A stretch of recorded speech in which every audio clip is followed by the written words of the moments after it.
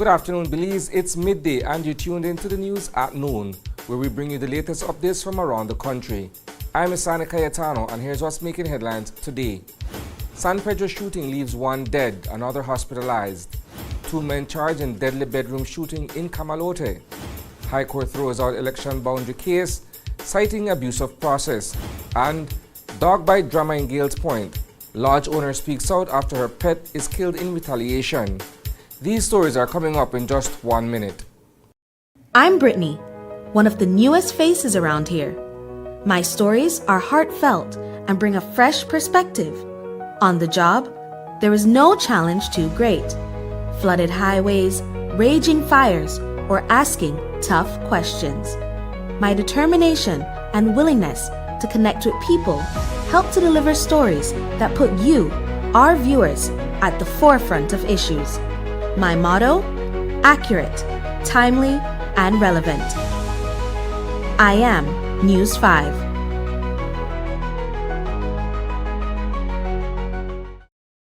Welcome back.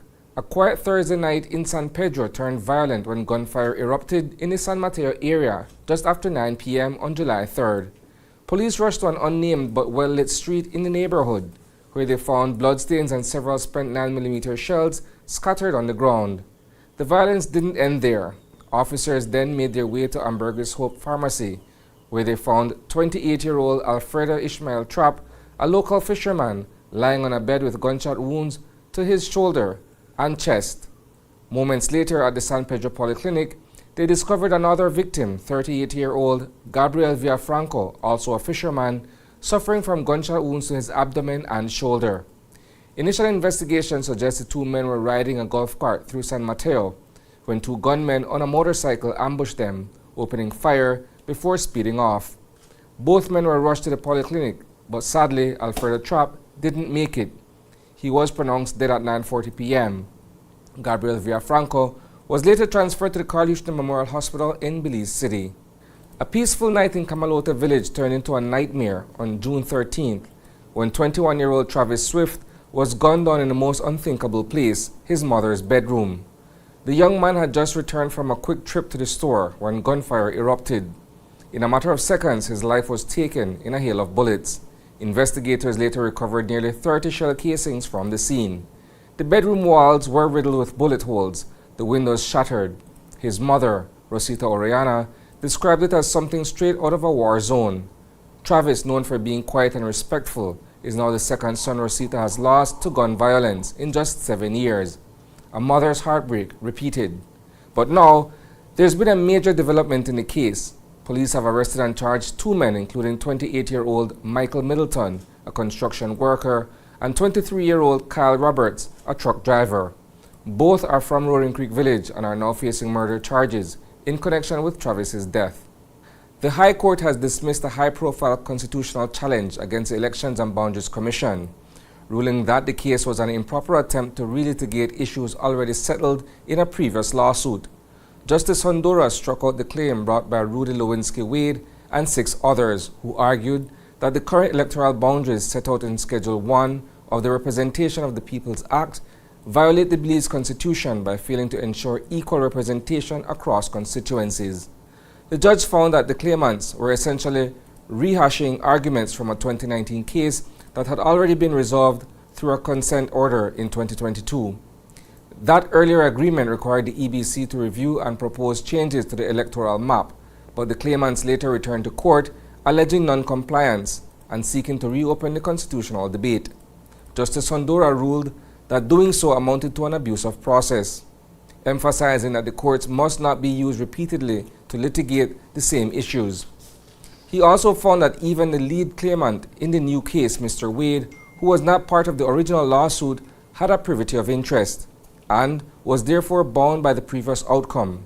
The claimant's statement of case is struck out, the judge concluded, adding that the matter had already been settled and could not be revived without first setting aside original consent order.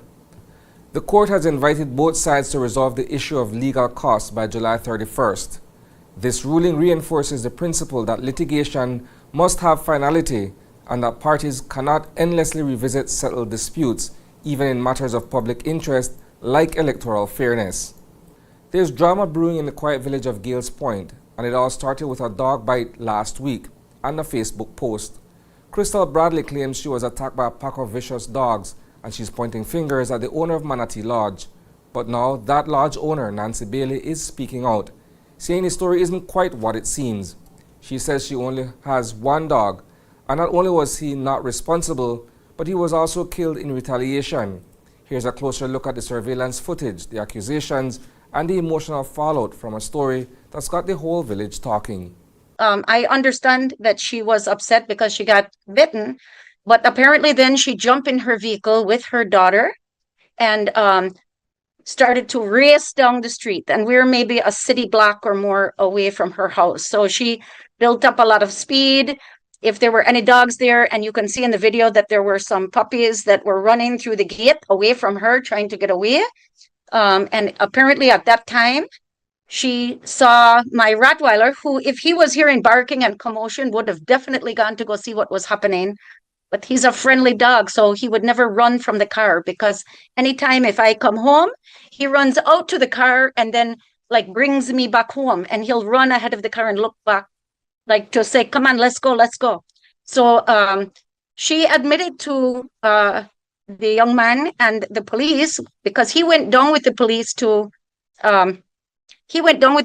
apologize and tell her that he would cover her any expenses she had, medical expenses, anything like that. And he felt very bad for what had happened. And then she admitted that she ran over my Rottweiler with her vehicle and knocked him down. And we found him dead in the yard. Well, the boys found him dead in the yard, and they're men, but they're like sons to me. Anyway, so they found the dog dead.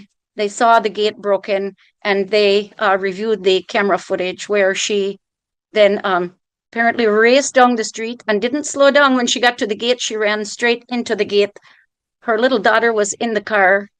Thank God it was bamboo and wood and no metal holding the gate together, because if she had crashed into that gate and it didn't collapse, it would have been really bad for the people inside the car. That's a wrap for the news at noon, but don't worry, there's plenty more coming your way at 6 p.m. We'll dive deeper into these stories and more.